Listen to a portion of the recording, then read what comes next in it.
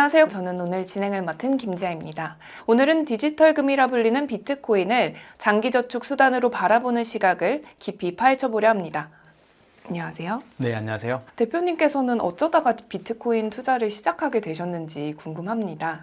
처음에는 저는 2017년도에 네. 블록체인이라는 것에 되게 매료가 됐었거든요. 블록체인은 하나의 기술이잖아요. 네. 그러니까 저는 그때는 비트코인보다도 블록체인이라는 기술에 뭔가 더 큰 가능성이 있지 않을까? 물론 그 두 개가 연결되어 있긴 합니다만. 왜 그렇게 생각했냐면 제가 00학번인데 2000년도 그때 이제 인터넷 붐이 되게 많이 불었잖아요. 네. 뭐 닷컴 버블도 그 시기긴 했고, 그리고 2010년도에 이제 모바일이라는 게 딱 등장을 했는데 그것의 어떤 미래를 또 가능성을 본 분이 이걸 활용해서 비즈니스를 만들었던 기업 중에 뭐 카카오톡이라고 하는 기업도 있죠. 그래서 이제 큰 어떤 이제 기술의 흐름이 있는데, 야, 저 그 두 개를 약간 놓쳤다 이런 느낌이 좀 들었고, 다음에 어떤 것들이 좀 잡을까 뭐 이런 생각을 좀 많이 하던 시기가 2016년, 17년이었던 것 같아요. 그러다가 이제 블록체인이라는 걸 이제 좀 알게 됐고, 네. 인터넷이 우리가 정보혁명이라고 부르잖아요. 정보의 민주화. 근데 이제 블록체인 같은 경우는 자산의 혁명이라고 그 당시에 불렀거든요. 자산의 민주화. 그런 것에 좀 매료돼서 블록체인을 알게 되고, 봤더니 이건 또 희한하게 투자 시장이 있네. 그래서 이제 이더리움부터 해서 여러 알트코인들을 2017년도에 보고, 그때 제가 이제 바로 비즈니스를 했던 게 블록체인 교육 비즈니스를 또 하게 됐던 것 같아요. 아카데미. 네.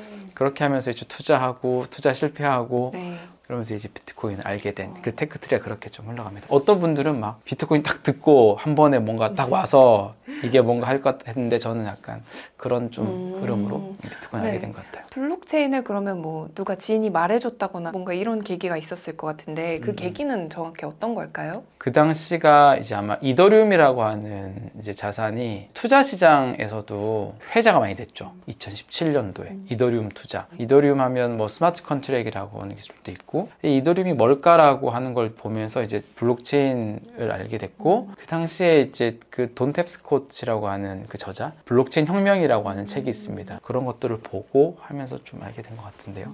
그러면 대표님께서 처음 비트코인을 매수하셨을 때가 언제고 평균 단가와 당시 상황은 좀 어떻는지가 궁금합니다. 2017년도 1월이 비트코인 가격이 100만 원이었어요. 이더리움 가격이 아마 10,000원 정도였던 걸로 기억을 해요. 근데 저는 2017년도에는 비트코인은 그렇게 구매하지 않았던 것 같아요.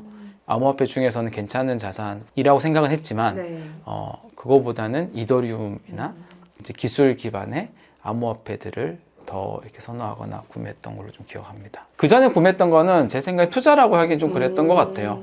그러니까 제대로 뭔가 내가 계획을 하고 이제 이 자산을 모아가야겠다라고 생각한 시점이 2019년도 초반이었던 것 같아요. 네. 그렇군요. 2019년 이후에나 좀 확신을 가지고 투자를 하셨던. 그 전에는 이제 아까 말씀드렸던 것처럼 블록체인 기반의 암호화폐나 기술 기반의 여러 암호화폐들, 여기에 좀 더 관심이 가져졌었고요.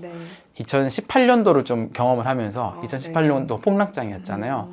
다른 암호화폐들 한 99% 정도 하락한 것 같은데요. 그걸 경험하면서 이제 비트코인이라는 자산에 대해서 조금 더 스터디를 하게 된 것 같아요. 그러면서 좀 확신을 가졌던 것 같아요. 주변 분들은 좀 어떤 입장이셨을까요? 뭐 사기다, 뭐 투기다, 막 이런 관점도 많잖아요. 어떤 입장이셨을까요? 지금도 비트코인하고 암호화폐 하면 시선이 그렇게 쏙 좋지는 않잖아요. 그나마 대중화되긴 했습니다만 2017년도에는 그게 되게 심했죠. 이 크립토를 알게 되신 분들은 어떤 사기성의 정보로 암호화폐를 알고 비트코인을 투자하는 것 같아요. 그래서 어떤 형태로든지 간에 한 번 이상의 그 사기나 이런 것들은 또 경험이 다 있으신 것 같아요. 그 정도로 이제 좀 뭔가 좀 정리가 안 돼 있고 뭐 그런 시장이었던 것 같아요. 그런 반대에도 무릅쓰고 밀어붙이신 건가요? 2017년도에 교육 비즈니스부터 시작을 하다 보니까 스마트 컨트랙도 가르치고 토큰 이코노미나 또 블록체인 기술이나 블록체인 기술의 어떤 미래나 이런 것들을 많이 하다 보니까 아카데미컬하게 좀 접근이 조금 됐어요. 그래서 2018년도 뭐 하락장이 좀 오더라도 교육 준비를 하고 하면서 학습을 하게 된 케이스인 것 같아요. 그러면서 그게 이 시장과 비트코인 더 알게 됐고 확신을 가지게 된 것 같죠. 만약에 이제 투자로만 접근했으면 2018년도 같은 하락장을 경험을 하면 그게 대부분 많이 떠나거든요. 진절머리 난다고 그러죠. 쳐다보기도 싫죠. 의도한 건 아니지만 그렇게 하다 보니까 네. 확신하는 시기가 좀 빨라졌던 것 같고 지금까지 좀 이수진 힘이 좀 생긴 것 같아요. 가격 횡보를 하거나 하락을 하면 그런 얘기 되게 많이 하잖아요. 그때서야 비로소 공부를 하기 좋은 시기다. 그렇게 잘 활용이 좋거든요. 가격이 막 계속 오를 때는 절대 공부 안 돼요. 왜냐면 그때는 호재를 더 찾아다니지. 가격이 바로 반영이 되니까 그랬던 것 같습니다. 네. 그러면은 기존 금융 시스템에 대한 문제 의식도 느끼셨던 걸까요? 블록체인에 매료된 이유 중에 하나가? 사람들마다 비트코인은 보는 렌즈들이 조금 달라요. 그리고 더 감동을 받은 부분들이 좀 다르다고 보는데, 예를 들어서 한국이 아니라 저기 뭐 남미나 네. 아프리카에서 비트코인을 접하셨던 분들은 이게 정말 국가를 넘어서 국경 간에 정말 값싸게 뭔가 이게 전송이 되네? 우린 은행 계좌를 갖기도 힘든데 그런 포인트에 감동이 될 텐데, 저는 가치 저장의 수단, 그 희소성, 네. 여기에 조금 더 방점이 돼서 네. 이 매료가 됐던 것 같아요. 우리가 비트코인을 저축의 기술이라고 부르잖아요. 저는 이제 비트코인이 나온 게 우리한테 저축을 할 수 있는 돈이 생겼다. 뭔가 장기적으로 꾸준히 저축하는 것처럼 모아가도 되는 돈이 생겼다.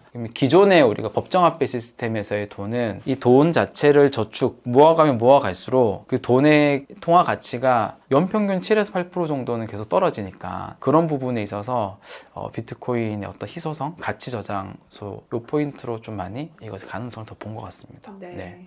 혹시 그러면은 블록체인을 알기 이전에는 어떤 방식으로 좀 투자를 해오셨는지 궁금합니다. 개별 주식 투자를 한 건 아니지만 뭐 펀드나 이런 금융 상품들은 좀 이렇게 많이 활용했던 것 같아요. 뭐 변액보험, 뭐 적립식 펀드, 뭐 이런 여러 가지 것들을 사회 초년생이니까 급여를 받은 걸로 그런 거 좀 활용했던 것 같고요. 좋은 성과를 내는 것들이 또 많지는 않더라고요. 뭐 그런 과거의 경험이 있었던 것 같고, 뭐 비트코인 투자는 그런 면에서 뭐 좀 더 의미를 가졌던 것 같은 생각이 듭니다. 네. 비트코인은 아무래도 가격 변동성이 진입 장벽이 될 것 같습니다. 혹시 그런 걸 경험하면서 두려움을 느끼거나 공포에 질리거나 하신 경험은 없으실까요? 그게 이제 우리가 이 자산의 되게 큰 단점으로 또 보긴 하잖아요. 가격 변동성. 네. 적립식 투자를 할 때는 그게 별로 안 느껴지는 것 같긴 해요. 2000년도에 이제 네. 코로나가 있었잖아요. 불확실성이 엄청 커져서 막 모든 자산 시장 다 무너뜨렸을 때가 있는데, 그때 뭐 대부분 자산 가격이 한 뭐 30%, 50%까지 빠졌고, 비트코인 같은 경우도 이틀 만에 빠진 것 같아요. 네. 굉장히 큰 폭락이 있었는데 네. 그때 계속 이제 비트코인은 적립식 투자 형태로 진행을 하고 있었거든요. 그게 그렇게 큰 불안감으로 오진 않았어요. 왜 그랬을까 생각을 해보니까, 네. 첫 번째는 자산의 장기적인 가치에 대한 좀 확신이 좀 있었던 것 같고요. 두 번째는 그 가격이 폭락을 하니까 결국은 그게 그 장기적으로 확신 있는 자산을 폭락한 만큼 더 많이 구매하게 되는 효과가 또 있는 거예요. 이런 부분 때문에 또 적립식권에 효과가 있구나. 그만큼 현금을 가지고 있었으니까. 그런 두 가지 때문에 전 적립 투자를 시작한 뒤부터는 이런 폭락에 대한 그런 두려움 별로 없었던 것 같고, 비트코인 투자하기 전에 네. 이제 암호화폐 일반 이제 알트코인들하고 뭐 이런 네. 것도 투자할 때는 장기적으로 이 자산에 대한 확신이 없으니까 네. 가격 변동성이 크고 하락하는 것에 대해서 되게 큰 두려움이 있었던 것 같아요. 생각해보면 본질은 내가 투자한 자산에 대한 장기적 확신이 있냐 없냐, 그게 결국 나의 어떤 불안감을 좌지우지하는 느낌? 그렇게 조금 네. 느껴졌습니다. 그럼 단 한 번도 일시금 매수가 아닌 적립식 매수만 해오신 걸까요? 기본적인 투자 원리는 그런데 네. 그 일시적으로 사야 되는 것들은 중간중간 하죠. 적립식 구매가 큰 원리이잖아요. 네. 뭐 예를 들어서 뭐 매월 급여 받는 것에 일부를 사는 거는 어차피 수입 자체가 매월 이렇게 들어오는 거기 때문에 일시 구매에 대한 큰 고민은 네. 없는데, 예를 들어서 초반에 목돈이 그냥 있는 거예요. 뭐 1억이 있다, 2억이 있다, 또 몇 천만 원이 있다. 그리고 목돈이 있으면 이거를 처음부터 계속 적립식으로 살 거냐, 네, 네. 아닐 거냐, 그 고민이잖아요. 맞아요.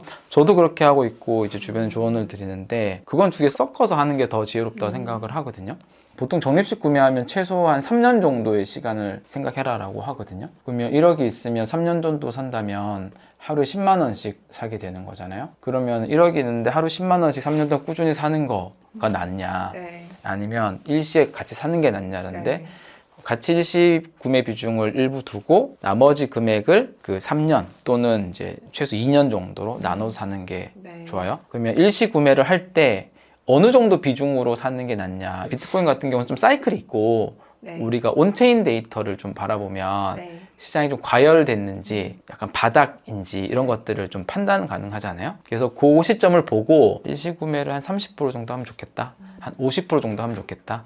아니면 일시구매를 거의 안 하고 그냥 다 DC 하는 게 좋겠다. 예를 들어서 일시구매를 거의 안 하고 정리구매를 하기 좋은 시기는 네. 고점일 때겠죠. 예를 들어서 뭐 네. 2018년도 1월, 네. 2017년도 12월 또는 2021년도 11월. 만약 이때가 완전 고점이라는 걸 내가 알 수만 있다면 네.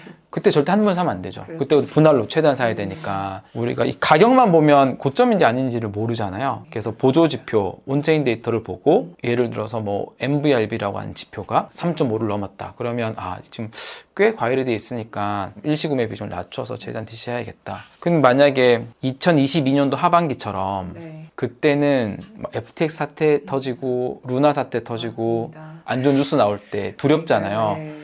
근데 그때는 한 번에 사기 쉽지 않잖아요. 네, 맞습니다. 근데 온체인 데이터 상으로 봤을 때는 그때 과매도 구간이거든요. 그러면 한 번에 좀 사기 쉽지 않지만 비중을 그때 50%나 이렇게 두고 나머지 정식 구매하면 좀 더 빠른 시기에 수익에 또 도달하는 장점이 있어서 그렇게 약간 좀 유연하게 활용을 하는 편이긴 합니다. 알겠습니다. 좋은 방식인 것 같은데요. 그러면은 이 나머지 현금들은 그냥 예금으로 넣어두고 이렇게 활용을 하는 게 나은지 아니면 이것 또한 뭔가 수익을 올릴 수 있는 많은 방식이 있는지도 궁금하거든요. 달러 형태로 바꿔놓을 수는 있겠죠. 스테이블 코인으로. 가장 안전하게 투자할 수 있는 곳이 너무 좋은데 그래서 목표 수익률을 뭐 30% 네. 또는 뭐 40%, 50%를 정해두고 정식 구매를 하면서 그 수익률이 도달을 하면 그거는 이제 바로 매도를 하는 거죠. 근데 이걸 할 때는 30%, 40%, 50% 수익률이 얼만큼에 도달하는지 사실 모르잖아요. 비트코인의 과거 이 모든 기간을 좀 분석을 해보면 비트코인 한번 급등하면 이제 수익률이 위로 터치하고 하니까 요 정도 걸리는 시간들을 네. 대략 어느 정도 이제 데이터로 참고는 할 수 있어요. 그래서 보통 6개월, 1년 네. 시작하는 시기마다 다른데 그러면 그렇게 같이 활용을 하면서 이 현금들 같이 활용. 근데 매도를 해놓는 게 그 시장이 좋을 때 네. 현금화가 되고 또 시장이 안 좋을 때는 계속 이제 정식 구매가 돼야 되니까 그렇게 좀 활용하기도 합니다. 네. 이렇게 DCA를 평소 강조를 해오시는데 설명을 해주신다면 어떤 게 있을까요? 우리가 DCA 많이 부르잖아요. 네. 외국 친구들이 DCA라고 부르는데 달러 코스트 에버리징이라고 하는 표현이고 이걸 우리말로 표현하면 이게 적립식 매수이기도 하고 적립식 매수도 그냥 들었을 때 좀 헷갈릴 수 있는 분들이 있어요. 네. 이걸 더 풀어서 그냥 설명을 하면 장기간에 걸쳐서 일정 금액을 꾸준히 특정 자산에 네. 투자하는 전략, 주기를 정하는 거죠. 이게 이제 적립식 투자 방식인데 우리가 투자를 할 때 좋은 자산을 장기 투자하라는 얘기 좀 들어보셨어요? 예, 맞아요. 네. 저희 부모님 세대는 뭐 금 같은 거 투자하시는데 관심이 많으신 것 같고 그런 것 같아요. 제일 좋은 투자 방법이 결국은 좋은 자산을 잘 찾아서 장기 투자하는 거거든요. 유럽의 그 워렌 버핏이라고 불리는 그 앙드레 코스톨런이라고 하는 예. 이제 분이 있는데 그분이 이런 얘기를 하셨어요. 지금까지 80년간 증권계에 몸담아 왔는데 장기적으로 성공한 단기 투자자는 본 적이 없다. 은행이나 브로커들, 여기서 브로커는 뭐 증권사나 금융사들 다 포함할 것 같아요. 은행과 브로커들은 그들 고객들을 단기 투자자로 만들기 위해서 별의별 수단을 다 쓴다. 단타를 유도하기 위해서 별의별 수단을 많이 쓴다는 거죠. 그래서 우리가 좋은 자산을 장기 투자하는 게 가장 좋은데 결국 시장은 네. 그렇게 놔두지 않는다라는 거죠. 계속 단기 투자를 하게 유도를 한다는 거죠. 그러면 이제 좋은 자산을 장기 투자해야 되는데 여기서 좋은 자산은 어떤 자산이냐? 좋은 자산은 장기적으로 계속 성장할 수 있는 자산? 장기적으로 우상향할 수 있는 자산이어야 되거든요. 그럼 어떤 자산이 장기적으로 우상향할 것 같으세요? 뭐 사람들이 보통 코인 투자를 제외하고서는 그냥 부동산 같은 경우는 서울 뭐 부동산 장기적으로 우상향하지 않을까? 느낌 있잖아요. 네, 약간 그게 왜 그런 그러냐면 확신이 있죠. 서울 부동산이 네. 되게 한정된 자산이라서 그렇겠죠. 그래서 장기 우상향하려는 자산의 가장 첫 번째 특징은 희소해야 되는 거예요. 한정된 자산이라야지 장기 우상향하는 것 같아요. 그 장기 우상향하는 자산의 대표적인 게 뭐 금도 있고 서울 부동산도 있는데 그런 면에서 가장 잘 맞는 게 비트코인이라는 자산이고 네. 희소할 뿐만 아니라 얘는 수요도 이제 성장하는 산업이고 미래 큰 축을 받고 나는 흐름 중에 하나니까 그런 면에서 좋은 자산을 이제 비트코인으로 일단은 딱 잡는 게 제일 중요한 것 같아요. 네. 그리고 장기 투자를 해야 되는데 장기 투자가 한번 사놓고 5년, 10년 이렇게 갖고 있으면 괜찮은데 장기 투자잖아요. 네. 근데 우리가 토지 투자나 부동산 투자 같은 경우는 네. 내 의지와 상관없이 장기 투자가 되잖아요. 네. 막상 돈 필요하면 팔려고 안 팔려. 안 팔리니까 놔두다 보니까 장기 투자가 되고 맞습니다. 장기 투자가 되다 보니까 나중에 갑자기 개발한다 그래서 큰 수익을 얻는 거잖아요. 맞아요. 그런 자산들은 본인 의지와 상관없이 강제로 장기 투자가 되는데 비트코인 같이 유동성이 너무 좋은 자산, 언제든지 내가 팔 수 있는 자산, 네. 365일 24시간 전 세계 어디서나 팔 수 있는 자산들은 이 장기 투자가 되게 쉽지 않거든요. 떨어지면 팔고 싶고 네. 오른다는 뉴스 나오면 또 사고 싶고. 그래서 이 장기 투자를 하기 가장 좋은 방법이 뭐냐? 그냥 적립식 투자이더라고요. 비트코인을 적립식 투자를 하게 된 계기도 그렇게 된 것 같아요. 그래서 적립식 투자를 이제 스스로 하려다 보니 네. 이게 어려운 거예요. 왜 어렵냐면 계속 인간의 본성과 반대되는 행동을 해야 되니까. 근데 네. 그게 언제 진짜 하기 힘드냐면 네.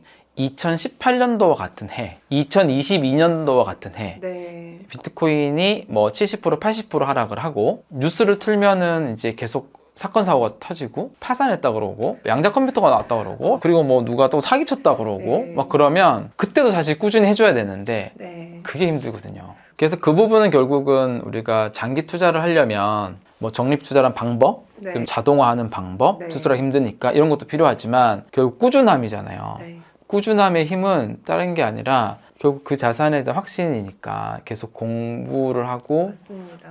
필요한 것 같아요. 저 이제 테슬라도 투자를 하는데요. 오, 예, 예. 뭐안 좋았잖아요. 네. 안 좋았잖아요. 그렇습니다. 그럼 안 좋은 얘기도 많이 나오고. 네. 근데 그냥 테슬라 비즈니스가 지금 이루어지고 하고 있는 것들, 네. 그리고 테슬라로 직접 또 타고 경험하면서 오는 약간 그런 확신들, 뭔가 좋다, 결국 이용한 사람이 많아진다, 그런 것들이 쌓이니까 뭐 가격이 막 변동하고 떨어져도 꾸준히 이렇게 계속 살 수 있는 것처럼 비트코인도 이제 그런 게 좀 필요하죠. 필요하다라는 공부. 말씀이시고. 네, 알겠습니다. 그러면 DCA 전략의 시뮬레이션을 좀 보여주실 수 있는지, 하루에 10,000원씩 넣었다고 가정을 한다면 어떤 식의 그 결과값이 나오는지 궁금합니다. 적립 투자는 네. 1년 뒤에 늘 비슷한 수익률이 나오지 않겠죠. 왜냐하면 시작을 하고 나서 1년 뒤에 시장이 하락을 하면 마이너스 수익률이기도 하고 1년 뒤에 갑자기 시장이 좋아서 오르면 어떤 해는 1년 뒤에 많이 오르기도 하고 그래요. 늘 달라요. 언제 시작하느냐에 따라서. 네. 근데 이게 수익률이 한 3년, 4년 기간이 좀 길어지면 네. 처음에 올랐다가 떨어지기도 하고 떨어졌다가 오르기도 하고 네. 어느 정도 균일한 정도의 수익률이 나오기는 합니다. 비트코인 적립식 투자를 딱 4년 한다고 치면 네. 그러니까 매년 1월 1일 날 적립식 구매를 시작한 거예요. 네. 그럼 4년 뒤 12월 31일 날 거의 한 수익률이 4배에서 5배 정도가 늘 비슷하게 나 있어요. 최근에는 이제 이 사이클이 조금 더 길어지고 틀어지면서 걸린 시간이 좀 더 길어지긴 했는 것 같은데 그럼 하루에 매일 10,000원씩인 거예요? 그럼 365만 원의 투자금인 걸까요? 그쵸. 근데 이제 금액은 어차피 본인의 여력에 따라서 하는 거니까 네. 100만 원을 하거나 그렇죠. 1000만 원을 하거나 1억을 하거나. 근데 이게 그런 건 있어요. 네. 어떤 투자 방법은 투자 금액이 작을 땐 수익률을 많이 내는데 커지면 수익률이 안 나는 경우도 있거든요. 네. 근데 비트코인 적립식 투자 같은 경우는 비트코인 워낙 유동성이 이제 풍부하기 때문에 10,000원을 할 때 수익률이나 1억씩 매일 사서 수익률이나 네. 엘살바도르 같은 경우는 하루에 1비트코인씩 사잖아요. 1비트코인이 매번 수익률이나 수익률 자체는 대동소이합니다. 근데 제가 그 데이터를 가져온 게 있는데 2가지 데이터를 보여드릴 건데요. 아까 이제 비트코인을 뭐 매일 정식 구매했을 때 수익률 얼만큼 나냐 네. 했을 때 제가 애매하게 대답드렸잖아요. 네. 그때그때 다르다. 네, 근데 네, 한 네. 3, 4년 정도 하면 수익률이 많이 난다. 네. 근데 그거를 조금 저희가 수치화를 좀 시켜봤어요. 그러면 과거 비트코인 기간이 이렇게 긴데 수익률이 그럼 50% 정도 날려면 수익률이 한 2배 정도 날려면 네. 수익률이 한 3배 정도 날려면 평균 한 어느 정도 기간이 걸렸나? 또는 평균 한 2년 정도 하면 수익률이 평균 몇 프로 났냐? 이런 것들이 이제 궁금하잖아요. 네. 그래서 그거를 좀 하기 위해서 비트코인이 2009년도부터 나오긴 했지만 2012년도부터 네. 뭐 작년 하반기까지 해서 비트코인을 그냥 랜덤으로 네. 매일 다 투자를 해본다라고 가정을 해본 거예요. 네. 네. 그러니까 시작하는 시기는 뭐 랜덤으로 어느 시기든 그리고 나서 이제 어떤 시기에 시작을 하든 1년 뒤, 2년 뒤 네. 또는 3년 뒤에 어느 정도의 수익률이 나 있냐 평균적으로 그걸 보면 1년 뒤에 네. 그렇게 했을 때 수익률이 50%가 넘을 확률이 오. 71%가 돼요. 71%요? 이게 무슨 얘기냐면 랜덤으로 어느 날 시작하잖아요. 네. 10번 중에 7번은 네. 1년 안에 50% 수익률이 넘는다는 거예요. 경우의 수가 몇 개나 되나요? 그게? 2012년도부터 2024년도에 거의 5,000일. 1년 안에 2배가 될 이제 확률로, 네. 확률이라는 이제 표현을 할게요. 그거는 10번 중에 5번. 2번 중에 한 번은 이렇게 하면 된다는 네. 겁니다. 나머지 2번 중에 한 번은 1년 안에 2배가 아니라 좀 더 긴 거죠. 뭐 1년 반, 2년 걸린다는 거죠. 2년으로 기간 넓혀볼게요. 2년 안에 수익률이 2배가 될 이제 확률은 82%. 그러니까 10번 중에 8번은 네. 2년 안에 수익률을 다 2배는 한번 터치한다는 겁니다. 그럼 안 할 이유가 없는 거네요. 굉장히 높은 확률이 있는 거네요. 3년 안에 네. 2배 수익률을 중간에 한번 넘을 확률이죠. 95% 넘습니다. 우리가 적립식 구매하면 네. 뭐 수익률도 별로 안 날 것 같고 너무 정적인 것 같고 네. 그렇잖아요. 저는 이제 적립식 구매도 비트코인 같은 자산을 잘 하면 이렇게 높은 수익률을 높은 이제 확률로, 그리고 더 중요한 거는 꾸준히 하면 잃지 않을 확률이 높다라는 거거든요. 이게 통계적으로 보니까 진짜 확 와닿는 것 같아요. 그렇죠. 그리고 이게 2023년도요. 2년 전에 그냥 아무 생각 없이 1년 동안 계속 사 모으면 27,000달러 정도 돼요, 평단가가. 2021년도는 상승장에서 45,000불 정도 됐는데, 이게 왜 이거 알려드리냐면 가정을 해보는 거예요. 가격 변동은 있지만 1년 동안에 꾸준히 적립식 구매를 한다고 치면 2011년도부터 네. 모든 해, 한 해도 빠짐없이요. 그 다음 해는 손해가 나 있는 경우가 한 번도 없어요. 우리가 강세장이라고 네. 생각하는 게 2017년도죠. 네, 맞습니다. 2017년도가 1년 동안 그냥 계속 샀으면 1990달러예요. 평단가가. 근데 그 다음에 17,000달러고, 그리고 또 가장 가격이 높았던 2021년도 강세장이었잖아요. 네. 그러니까 강세장 때 너무 많이 오른 게 아닐까 싶어서 안 사고 싶지만 근데 1년 동안 계속 산 거예요. 그러면은 45,000불이에요. 근데 2022년도에 최고가에 그냥 판다고 치면 48,000불이거든요. 네. 그때조차도 수익이 나요. 그렇네요. 네. 네. 이게 비트코인이라는 자산은 변동성은 좀 크지만 네. 장기적으로 우상향하는 속성을 가지게 전 설계됐다고 표현을 하거든요. 그런 자산은 여기 DCA 전략을 잘 펼치면 네. 굉장히 안정적으로 작지 않은 수익률을 꾸준히 추구할 수 있는 방법이라고 좀 생각을 해요. 그렇군요. 아크 인베스트에서 비트코인 가격 전망을 한 번 더 업데이트해서 나온 게 있어요. 네. 이 아크 인베스트가 2017년도부터 해서 매년 그 빅 아이디어를 이제 내놓으면서 비트코인 가격 전망을 하고 있거든요. 네. 걔네들의 가격 전망의 기준은 수요 기반이긴 해요. 비트코인 수요가 2030년도에는 중앙은행이 이 정도 수요가 있을 거고, 기관 투자자가 이만큼 있을 거고, 요즘 상장사들이 또 엄청 사모으잖아요. 네. 마이크로 스트래티지, 뭐 메타플래닛 같은 네. 뭐 상장사들이 이 정도 수요가 있을 거고, 이런 것들을 기반으로 해서 특정 시기에 가격을 예측을 하는 건데, 이 보면 좀 놀랍긴 해요. 2030년도에 네. 30년도 해봐야 5년밖에 안 남았는데 가장 시장이 안 좋게 가는 케이스에서 50만 불, 그리고 중립 베이스 케이스 기본이 120만 불, 그 다음에 이제 불장, 황소장, 네. 강세장으로 가정하면 240만 불이거든요.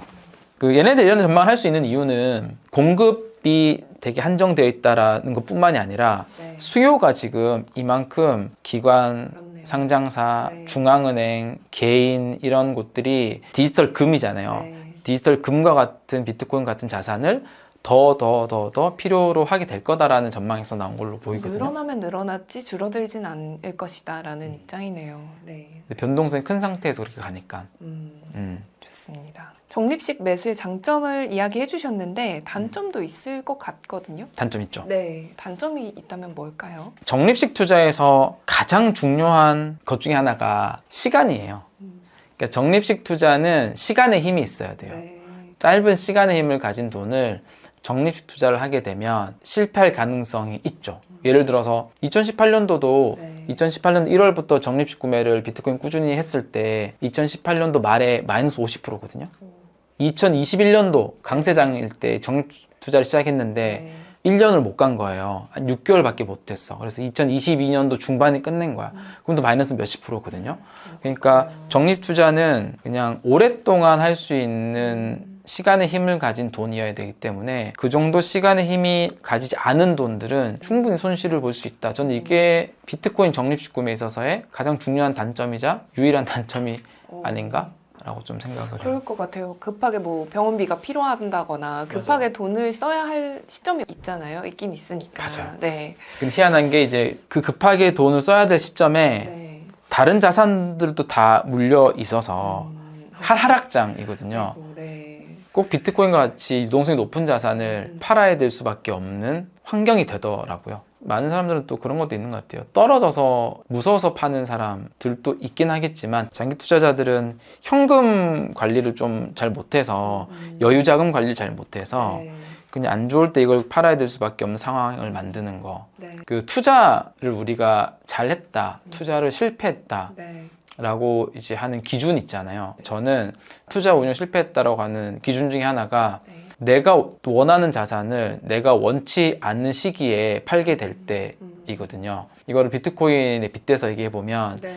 비트코인이라는 자산은 나는 최소한 몇 년 정도 들고 있는 걸 계획을 하고 있는데 내가 현금 관리, 여유자금 관리를 잘 하지 못해서 비트코인이 하락해 있는 그 시기, 팔면 안 되는 그 시기, 네. 계속 더 사모아야 되는 그 시기에 팔게 된 상황을 만드는 거, 그런 거라고 좀 생각을 해서 네, 네. 그럼 매달과 매일 중에 실질 수익률 차이가 있는지가 궁금하거든요. 매달 한 번 사는 것, 그리고 매일 사는 것, 그게 차이가 있을까요? 매일이 수익률 좋을 때도 있고 매월이 좋을 때도 있어요.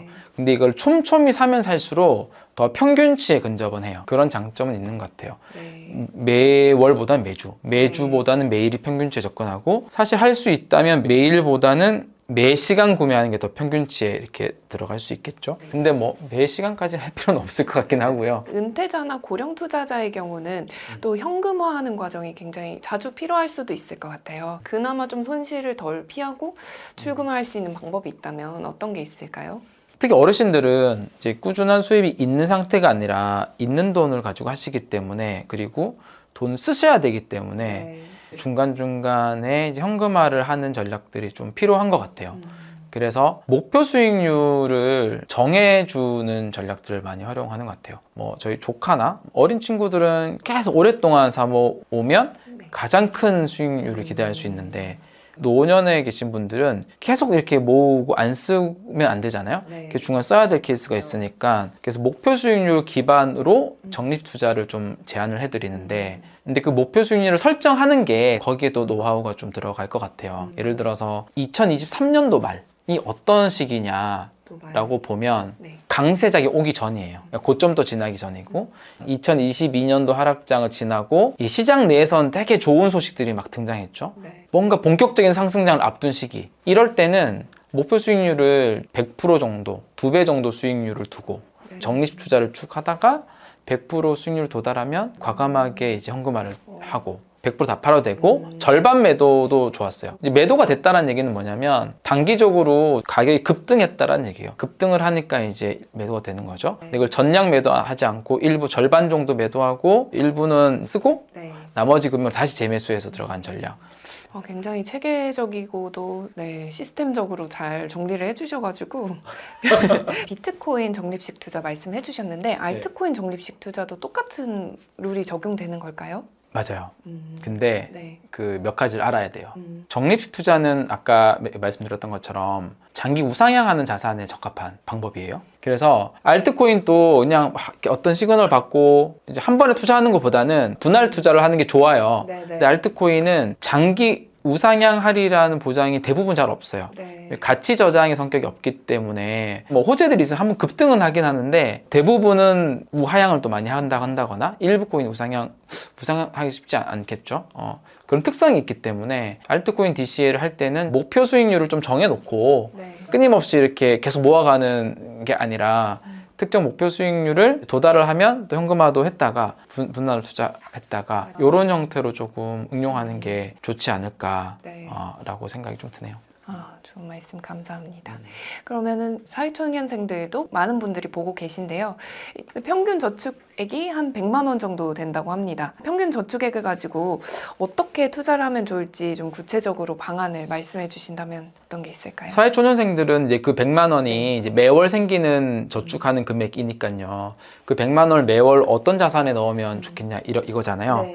우리 어떤 이제 뭐 전문가들은 그 포트폴리오를 구축을 해서 네. 리스크 해지를 위해서 여러 바구니에 나눠 담는 것을 추천하기도 하는데 저는 종잣돈을 모을 때는 최대한 한 바구니에 담아야 된다라고 좀 생각을 합니다. 모은 돈을 관리할 때는 여러 바구니에 나눠서 리스크 해지하는데 일단 종잣돈을 모을 때는 가장 확실한 하나의 자산에 집중해서 모으는 게 더 좋은 방법이라 생각을 하고요. 비트코인이라는 자산이 여러 가지 이 장단점을 고려했을 때 가장 적합한 자산이라고 생각을 하고요. 100만 원이면은 1년에 1,200만 원을 모으는 거고요. 3년이면은 3,600만 원이 들어가요. 근데 비트코인 과거에 3년 정도 했을 때 수익률을 고려해 본다면 네. 그 100만 원씩을 3년 정도를 꾸준히 하면 1억 원에 도전할 수 있는 수준이 될 수 있지 않을까. 좀 길어진다면 4년이 될 수도 있어요. 칼같이 끊어서 되진 않을 거니까. 그래서 꾸준히 생길 때마다 가장 장기적으로 우상향할 수 있는 좋은 자산에 한 바구니에 넣되 네. 그 시간을 최대한 확보해서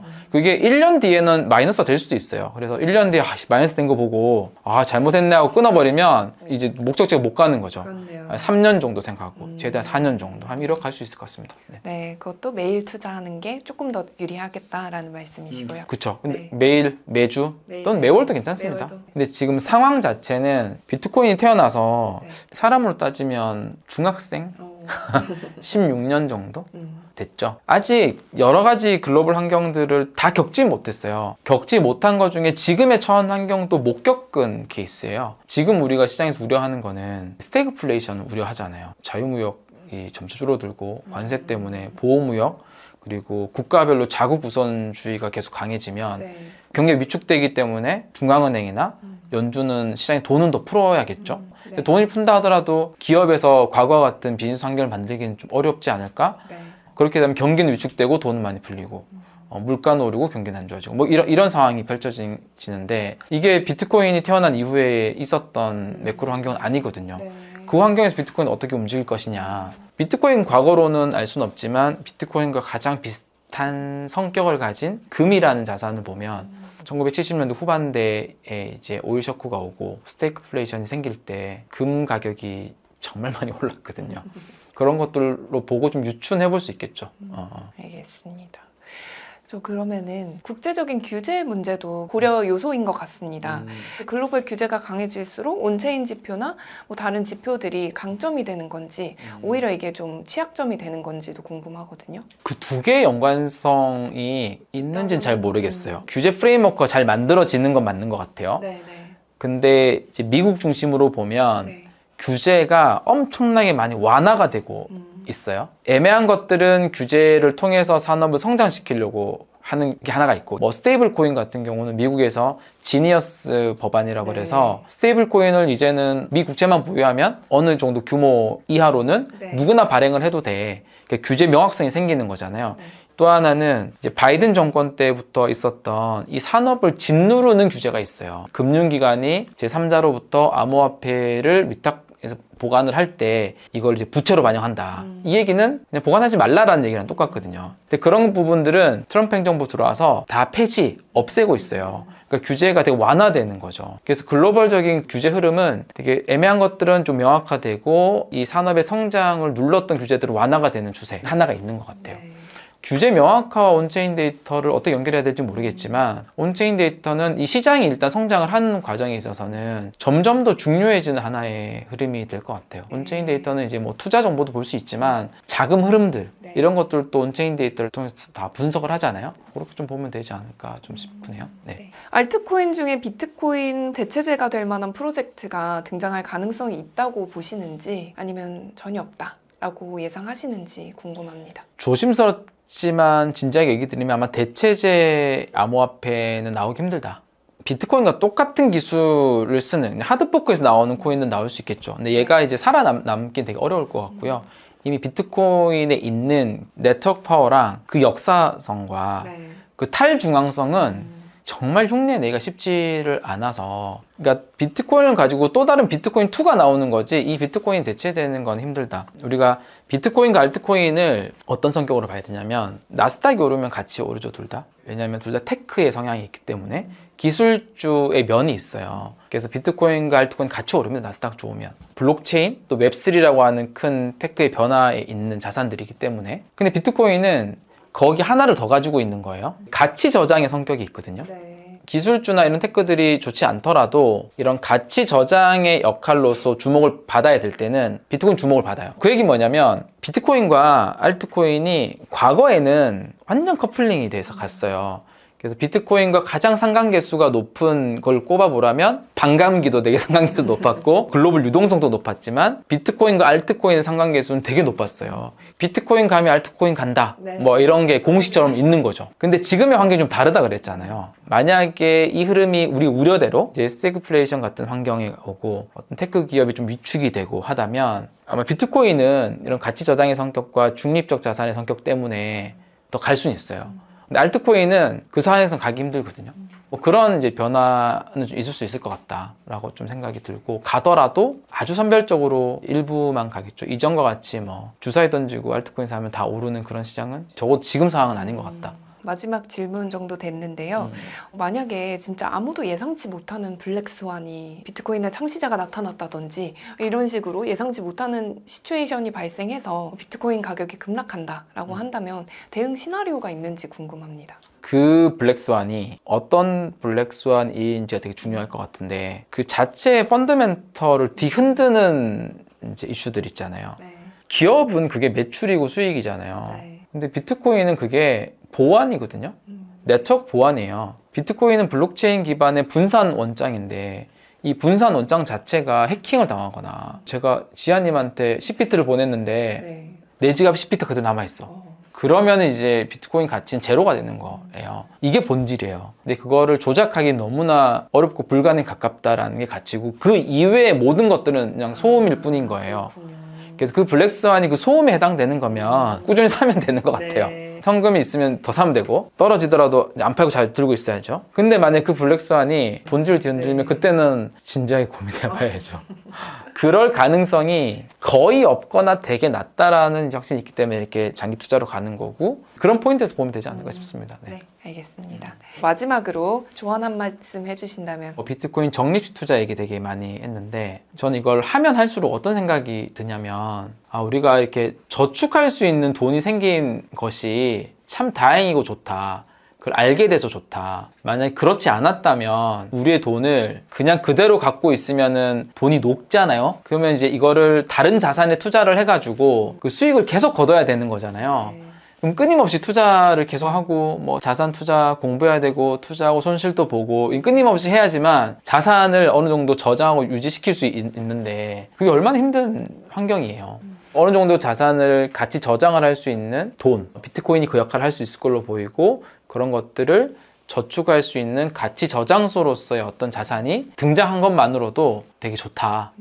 이런 생각이 들고 저는 뭐 오히려 우리나라와 같은 이런 환경의 사람들보다 저개발 국가나 남미나 아프리카에 있는 사람들이 그런 필요성을 훨씬 더 많이 느끼지 않을까? 이렇게 좀 생각을 해보면서 여러분들도 이제 이 적립식 투자 또 장기 저축으로서의 이런 활동들을 활용해서 하시면 좋은 투자가 또 될 거라고 생각을 합니다. 투자 응원합니다. 네. 네, 감사합니다.